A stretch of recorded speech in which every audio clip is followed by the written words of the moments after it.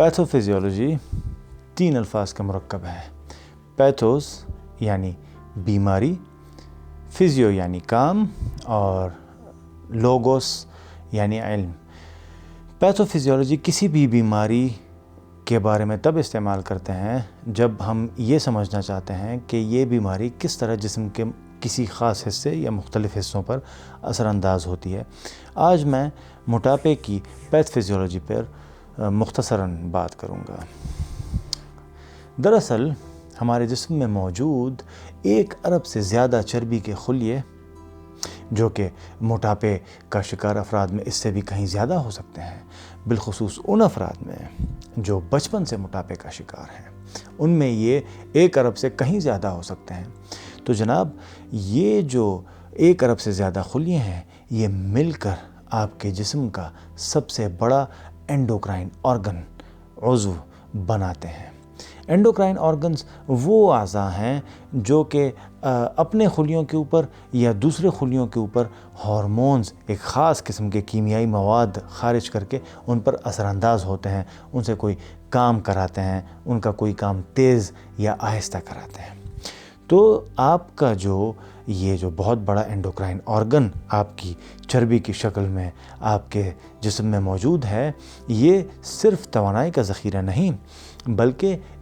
آپ کے جسم کا سب سے بڑا اینڈوکرائن آرگن ہے اور مختلف قسم کے ہارمونز خارج کرتا ہے۔ ان ہارمونز میں سے زیادہ تر پرو انفلیمیٹری ہیں، جو کہ سوزش کا باعث بنتے ہیں۔ یہاں تک بات ہو گئی۔ آپ کے جسم میں، ہمارے جسموں میں، یہ جو چربی ہے، یہ چربی کے خلیوں کے اندر ٹرائی ایسائل گلیسرول کی شکل میں محفوظ کی جاتی ہے، کیونکہ یہ ایک نسبتاً بے ضرر کیمیائی مادہ ہے۔ لیکن جب جسم میں اس کی مقدار چربی کے خلیوں میں بہت زیادہ ہو جائے تو پھر یہ ٹرائی ایسائل گلیسرول سے فری فیٹی ایسڈز اور بالخصوص ٹرائی گلیسرائڈز خارج ہونا شروع ہو جاتے ہیں، جو جسم میں، خون میں چربی کی مقدار کو، آزاد چربی کی مقدار کو بڑھا دیتے ہیں، جو کہ جسم میں لائپوٹاکسیسٹی یعنی چربی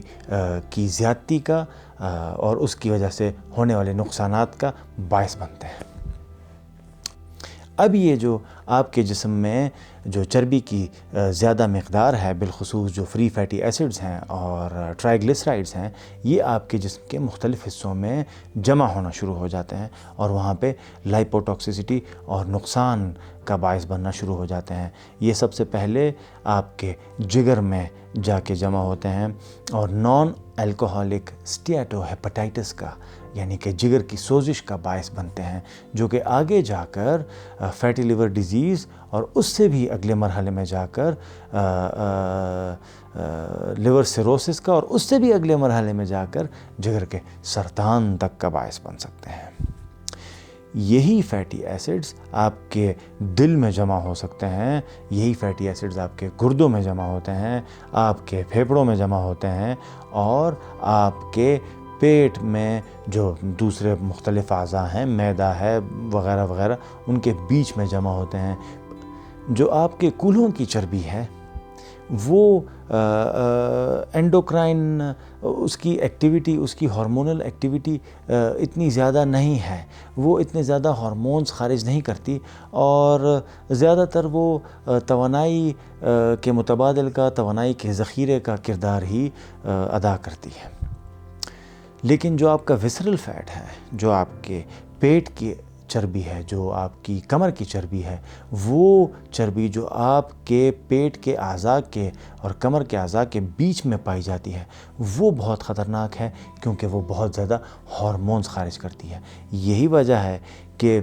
وسرل فیٹ سے، پیٹ کی چربی سے، کمر کی چربی سے ڈاکٹر ڈرتے ہیں اور اپنے مریضوں کو ڈراتے ہیں۔ پیٹ کی چربی کی پیمائشوں کو، موٹاپے کو ناپنے کے لیے، موٹاپے کو جانچنے کے لیے استعمال کیا جاتا ہے۔ اب آپ کے یہ جو مختلف ہارمونز ہیں جو آپ کی چربی کے خلیے آپ کے فیٹی ٹیشوز جو ہیں وہ جو خارج کرتے ہیں، جیسے کہ میں نے ذکر کیا، یہ ان میں سے زیادہ تر پرو انفلیمیٹری ہیں جو کہ سوزش کا باعث بنتے ہیں۔ مثال کے طور پر انٹرلیوکین 1، انٹرلیوکین 6 اور ٹیومر نیکروسس فیکٹر الفا وغیرہ وغیرہ۔ اب یہ کیسے مختلف اعضاء پہ اثر انداز ہوتے ہیں اور مختلف بیماریوں کو جنم کیسے دیتے ہیں، اس پر میں آج کچھ آسان الفاظ میں مختصراً بات کروں گا۔ آپ نے یہ سنا ہوگا کہ موٹاپے کی وجہ سے ذیابیطس کی جو بیماری ہے وہ جنم لے سکتی ہے۔ اب ذیابیطس کی بیماری کیسے پیدا ہوتی ہے؟ دراصل آپ کے مختلف خلیوں کے اوپر ایسے دروازے ہیں جن کے ذریعے جو آپ کے ان خلیوں کا ایندھن ہے گلوکوز، اس نے داخل ہونا ہے، لیکن وہ دروازے تبھی کھلیں گے جب ان میں انسولین کی چابی لگے گی۔ آپ کی لائپوٹاکسیسٹی کی وجہ سے اور آپ کے جسم میں سوزش کی وجہ سے یہ جو دروازے ہیں، بالخصوص GLUT4 جو ریسپٹر، ان دروازوں کو انہوں نے GLUT4 کا نام دیا ہے، بالخصوص یہ دروازے پٹھوں کے اوپر اور چربی کے خلیوں کے اوپر بذات خود، اور یہاں تک کہ دل کے پٹھوں کے اوپر یہ دروازے پائے جاتے ہیں جن کے ذریعے گلوکوز ان خلیوں میں داخل ہوتا ہے۔ اب جناب، ان میں جب تک انسولین کی چابی نہیں لگے گی یہ دروازے نہیں کھلیں گے تاکہ گلوکوز یعنی ایندھن ان کے اندر داخل ہو سکے، اور جو گلوکوز ہے وہ خون کی رگوں میں وہ گھومتا رہے گا گلوکوز، اور اس کی مقدار بڑھتی رہے گی کیونکہ آپ تو کھاتے جا رہے ہیں، اور جو آپ کے جو خلیے ہیں، جو سیلز ہیں، جو ٹیشوز ہیں، وہ مسلسل ایندھن مانگ رہے ہیں، لیکن ان کے اندر ایندھن داخل نہیں ہو سکتا کیونکہ وہ جو دروازے ہیں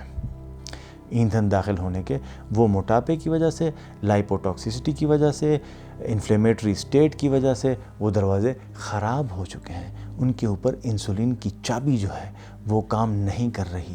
انسولین کی سینسیٹیوٹی، حساسیت ان میں کم ہو گئی ہے، جن کی وجہ سے انسولین ریزسٹنس پیدا ہو گئی ہے۔ یہی انسولین ریزسٹنس اگر ایک خاص وقت تک، ایک طویل مدت تک رہے تو یہ آگے جا کے ذیابیطس کا، ٹائپ 2 ڈائبٹیز کا باعث بن سکتی ہے۔ اب ایک تو ان دروازوں کے اوپر آپ کا جو انسولین ہے وہ کام نہیں کر رہا کہ جس کی وجہ سے یہ کھلیں اور گلوکوز ان سیلز کے اندر داخل ہو، لیکن اب یہی فیٹی ایسڈز اور یہی پرو انفلیمیٹری جو ہارمونز ہیں یہ لبلبے میں بھی سوزش کا باعث بن رہے ہیں، اور ایک وقت ایسا آتا ہے کہ لبلبا جس کا کام انسولین خارج کرنا ہے خون میں تاکہ وہ جو گلوکوز کے لیے، جو ایندھن کے لیے دروازے ہیں وہ کھل سکیں، اس کے اخراج میں بھی کمی آ جاتی ہے۔ تو آپ کی جو چابیاں ہیں وہ دروازے پہ پہلے تو کام نہیں کر رہی تھیں کیونکہ آپ کا دروازہ خراب تھا، اب آپ کے پاس چابیوں کی تعداد بھی کم ہو گئی ہے، تو آپ کے لیے، آپ کے جسم کے لیے تو ذیابیطس کی نمو کا جو نقشہ ہے تو صاحب وہ تو پوری طرح تیار کر دیا آپ نے موٹاپے کی وجہ سے۔ اس کے علاوہ آپ نے سنا ہوگا کہ موٹاپا جو ہے وہ بلند فشار خون، hypertension, high blood pressure کا باعث بھی بنتا ہے۔ یہ کیسے ہوتا ہے؟ بہت آسان ہے۔ آپ کے جو چربی کے خلیے ہیں، جو انڈوکرائن آرگن کا جن کو ہم نے درجہ دے دیا ہے، وہ مختلف پرو انفلیمیٹری ہارمونز کے علاوہ جو رگوں کو، بالخصوص شریانوں کو تنگ کر کے بلڈ پریشر کو بڑھانے کے لیے جو ہارمونز ہوتے ہیں، بالخصوص رینن اور اینجیوٹینسن 1 اور اینجیوٹینسن 2 وغیرہ، ایسے ہارمونز، ان سے ملتے جلتے ہارمونز کو بھی خون میں خارج کرتے ہیں۔ اب گردے بھی ایسے ہارمونز خارج کر رہے ہیں، ان میں سے کچھ کو پھیپھڑے خارج کر رہے ہیں، ان کے کچھ اجزاء کو پھیپھڑے خارج کر رہے ہیں، تو جسم میں ان ہارمونز کی مقدار جو کہ بلڈ پریشر کو بڑھاتی ہے وہ بڑھ جاتی ہے اور آپ کا بلڈ پریشر بڑھتا ہے۔ اس کے علاوہ یہ جو چربی ہے یہ جسم کے مختلف حصوں کے ساتھ ساتھ خون کی نالیوں کے ارد گرد بھی جمع ہونا یہ چربی بہت پسند کرتی ہے، اور مسلسل ان شریانوں میں وہ ان موادوں کو، ان ہارمونز کو خارج کرتی ہے، جس کی وجہ سے وہ مسلسل ایک سکڑاؤ کا شکار رہتے ہیں اور اس طرح آپ کا بلڈ پریشر بڑھتا ہے۔ یہی جو سوزش ہے یہ شریانوں کی نالیوں کی اندر سے جو دیواریں ہیں ان میں مسلسل نقصان، ان میں مسلسل توڑ پھوڑ، ان میں مسلسل دراڑوں کا باعث بنتی ہیں۔ یہ دراڑیں، اب ایک دیوار میں دراڑ پڑ گئی ہے تو اس دیوار کی دراڑ کو کسی چیز سے تو بھرنا ہے نا، یا تو پھر اس میں کوئی چیز اندر گھس جائے گی، کوئی کیڑے مکوڑے، کوئی اور ایسی چیز۔ تو صاحب آپ کے خون میں جو ٹرائیگلیسرائڈز اور فیٹی ایسڈز، مختلف قسم کے لائپوپروٹینز جو ہیں، بالخصوص لو ڈینسٹی لائپوپروٹینز اور ویری لو ڈینسٹی لائپوپروٹینز جو ہیں، ان کو کیا ایک جو ہے آپ نے وہ راستہ اور ایک خالی جگہ جو ہے وہ پر کرنے کے لیے فراہم کر دی، تو وہ ان دراڑوں میں داخل ہونا شروع ہو جاتے ہیں اور اس طرح وہ ایتھروجینیسس کا اور بعد میں ایتھروسکلیروسس کا، یعنی کہ خون کی شریانوں کی تنگی کا اور خون کی شریانوں کی سختی کا باعث بنتے ہیں۔ شریانیں سخت ہو جاتی ہیں اور پھر ان میں مختلف عمل کی وجہ سے، ایتھروجینیسس اور ایتھروسکلیروسس کی وجہ سے آگے جا کر پھر ان میں تھرومبوسس بھی ہو سکتا ہے، جو کہ آگے جا کر دل کے دورے اور فالج اور گردوں کے فیل ہونے وغیرہ وغیرہ کا باعث بن سکتا ہے، جن کے بارے میں آگے کبھی مستقبل میں تفصیل سے ویڈیو بناؤں گا۔ لیکن آج صرف اس بات کو سمجھ لیجئے کہ چربی کی زیادتی کی وجہ سے سوزش پیدا ہوئی شریانوں کے اندر، ان میں چھوٹی چھوٹی چوٹیں، زخم پیدا ہوئے، ان زخموں، ان دراڑوں کے اندر چربی گھسی اور اس کی وجہ سے وہ نالیاں تنگ ہو گئیں۔ تو اس طرح آپ کی یہ بات بھی واضح ہو گئی کہ خون کی شریانوں کو موٹاپا کیسے تنگ کرتا ہے۔ یہی چربی آپ کی سانس کی نالیوں کے گرد بھی جمع ہوتا ہے اور ایسے ہارمونز خارج کرتا ہے جو کہ مسلسل ان نالیوں کے سکڑاؤ کا باعث بھی بنتے ہیں۔ یہی وجہ ہے کہ موٹاپے اور شدید موٹاپے کے شکار افراد میں obstructive sleep apnea، یعنی نیند کے دوران ان کی سانس رک جاتی ہے، نیند کے دوران ان کی سانس میں دشواری پیدا ہوتی ہے، وہ اس بیماری کا بھی شکار ہوتے ہیں۔ اس کے بارے میں بھی پھر کبھی تفصیل سے بتاؤں گا، لیکن آج صرف اتنا سمجھ لیجئے کہ آپ کی جو چربی کے جو آپ کے جو خلیے ہیں وہ ایسے مواد، ایسے ہارمونز خارج کرتے ہیں جو کہ آپ کے سانس کی نالیوں میں آپ کی سانس کی نالیوں کو سکیڑ دیتے ہیں، اور اس کے علاوہ وہ سانس کی نالیوں کے گرد جمع بھی تو ہو رہے ہیں اور اس وجہ سے بھی ان میں بھی سکڑاؤ پیدا ہو رہا ہے۔ ہو سکتا ہے آپ نے یہ سنا ہو کہ موٹاپا جسم میں مختلف اقسام کے سرطان کا باعث بھی بن سکتا ہے۔ اب یہ کیسے ہوتا ہے؟ مثال کے طور پر موٹاپا خوراک کی نالی کے سرطان کا باعث بن سکتا ہے۔ جو بھی لوگ موٹاپے کا شکار ہیں، زیادہ کھاتے ہیں ظاہر ہے، اور معدے اور خوراک کی نالی کے بیچ میں کوئی دروازہ نہیں ہے، کوئی رکاوٹ نہیں ہے، معدے سے خوراک کو خوراک کی نالی میں واپس لانے سے روکنے کے لیے ہم لوگ جو کچھ کھاتے ہیں وہ سب سے پہلے خوراک کی نالی میں جاتا ہے منہ میں سے، اس کے بعد معدے میں جاتا ہے۔ اب معدے میں تیزابیت زیادہ ہے اور معدے کا ماحول ایسا ہے کہ وہ اس تیزابیت کے مطابق بنا ہوا ہے، اس کی دیواریں، اس کا سب کچھ۔ لیکن خوراک کی نالی میں تو تیزابیت نہیں ہے اور نہ ہونی چاہیے۔ اب اگر یہ خوراک آتی رہے گی واپس خوراک کی نالی میں تو یہ خوراک کی نالی میں سوزش کا باعث بنے گی۔ ایسوفیجائٹس یعنی خوراک کی نالی کی سوزش شروع ہو سکتی ہے۔ یہی ایسوفیجائٹس اگر بیرٹس ایسوفیجائٹس، جو کہ خوراک کی نالی کی سوزش کی ایک قسم ہے، اگر اس میں تبدیل ہو جائے تو آگے میٹاپلیزیا بھی ہو سکتا ہے، یعنی کہ خوراک کی نالی کے جو خلیے ہیں وہ غیر طبیعی قسم کے پیدا ہونا شروع ہو جاتے ہیں، جو کہ آگے جا کر سرطان کا باعث بھی بن سکتے ہیں۔ یہی وجہ ہے کہ آپ کے جسم کے وہ حصے جن میں سیل ڈویژن بہت تیزی سے جاری ہے اور بہت ایکٹیولی جاری ہے، وہاں پہ مثلاً آپ کا جو نظام انہضام ہے اس کے اندر کے جو بھی خلیے ہیں ان مختلف نالیوں کے، معدے کے، خوراک کی نالی کے، چھوٹی آنت، بڑی آنت وغیرہ میں مسلسل پرانے جو توڑ پھوڑ کا جو شکار ہو چکے ہیں جو خلیے، ان کی جگہ نئے خلیے بن رہے ہیں اور ان کی جگہ آ رہے ہیں جو کہ